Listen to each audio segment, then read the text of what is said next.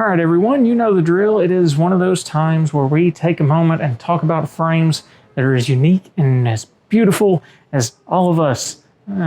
Something like that. Anyways, so we're going to get into review on one of these Anna-Karin Karlsson frames today.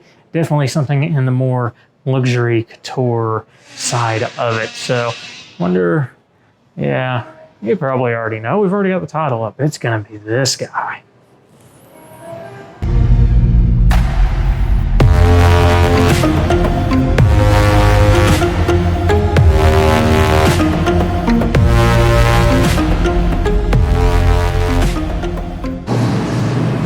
Alright, so I always love when we get into these more exotic frames anyways, because they're just cool and fun to talk about. They're really cool to look at. They're really a very nice statement to wear, but it's the attention to detail in these that really makes them something different and special. Now, before we get into that, if you're new to the channel, do me a favor, subscribe and like down below if you like the content, and we'll get back to this part now. So, this guy. This is The Garden by Anna-Karin Karlsson. Absolutely gorgeous frame design. This one is ready for springtime, and I think we all are too after the way this year's been going. We need some nice sun, funny, warm weather. Now, never mind that it was 70 degrees here yesterday, because that's not going to be the case for the rest of the week. Now, back to beautiful spring thoughts like we got a taste of yesterday. Anyways, this is one of the handcrafted in Japan pieces. So it is solid titanium core, and it is hand carved, handcrafted, hand painted, 24 karat dipped for that gold finish you see here, and then that white finish is painted on over the top of that. Now, this actually just caught my eye. I really didn't even notice that, but there is, it's almost like a pearl or shell insert there in the temple. I will have to ask the designer the exact material on that. I don't right off recognize it. It's beautiful. It's a nice little touch, and I am sure that is to work for the ergonomics, make it feel really nice behind the ear. As I mentioned in some of our other frames, it's actually counterweighted back here, and I'd imagine that is the case here as well, which really helps to, yeah, it's not super front heavy, even as thick as that looks like it would be. Still super nice and lightweight, super nice and pretty on the face. I want to talk about the details on this guy too, and we'll swing over and pan around that, but this, you can make out just an incredible amount of detail in this frame as you work around it. So we start from the little ladybug in the corner up to the butterfly, and then the very obvious horse head and another little butterfly here, some springtime leaves, and a little rose, of course, and all that would not be complete without a bird. But then you've also got this beautiful detailing all the way around the rim of the frame. It's almost like an ivy or a rope vine. Very gorgeous touch. But then all of that carries down the side of the frame as well. So you've got that carrying back along the temple into what I mentioned now apparently is some sort of insert on the inside on the back.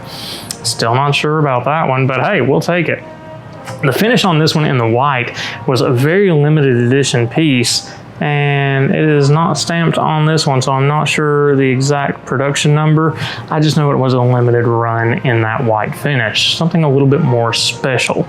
Then the lenses, as usual with her pieces, are a Carl Zeiss lens, and you can see we've got the little AKK logo emblazoned in that top corner with a nice black gradient. Now this particular tint has actually been one of the more popular requests this year, so I find it kind of funny that it's worked out that way, whether by design or function or whatever. She obviously knows what she's doing, because this black gradient and black lenses in general, whether gradient or not, this section, that dark black section at the top, and the gradient like I've got here, that 50 to 10, I wear it. I have a lot of clients that wear it, but I've had a lot of people requesting it as well. So that has definitely been a lot of foresight on her part.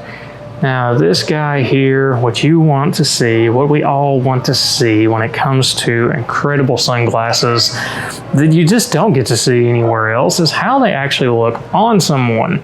Now, my face is not the best example for this one, but it is definitely something you can see. It is a very strong statement piece. As I mentioned on, it feels really good. There's not a lot of pressure anywhere in particular.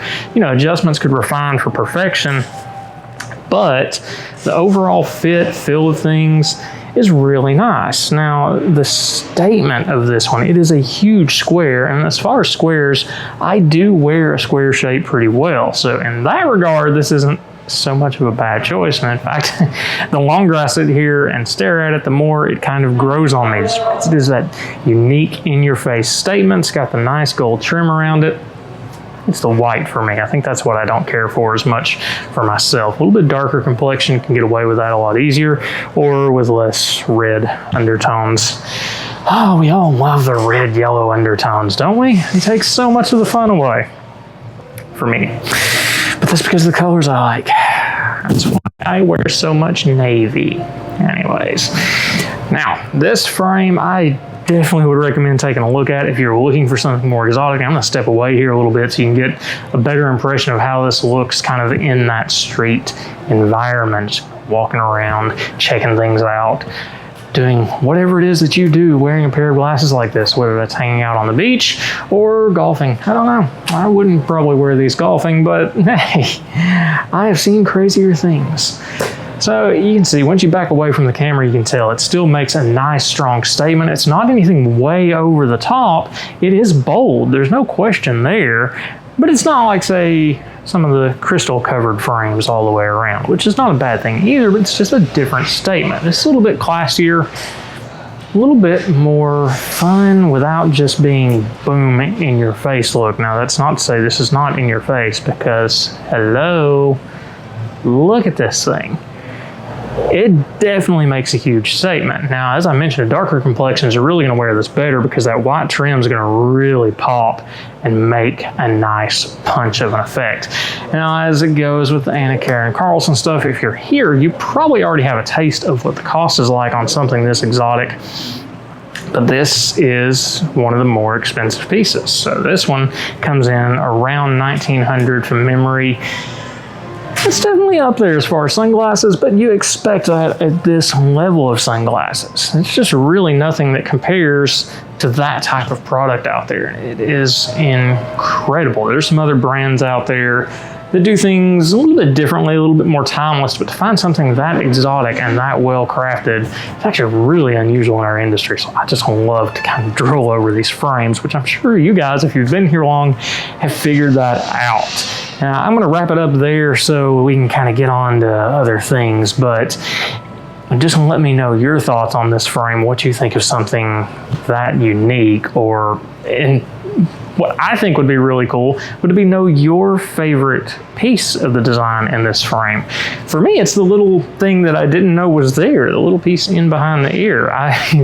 Maybe just because I'm intrigued and I didn't expect it and I didn't know quite what it was, but now I'm interested in what that is. Aside from that, I know the horse and the ladybug get a lot of attention. My daughter absolutely loves the ladybug, so there you go. But let me know your favorite part of it.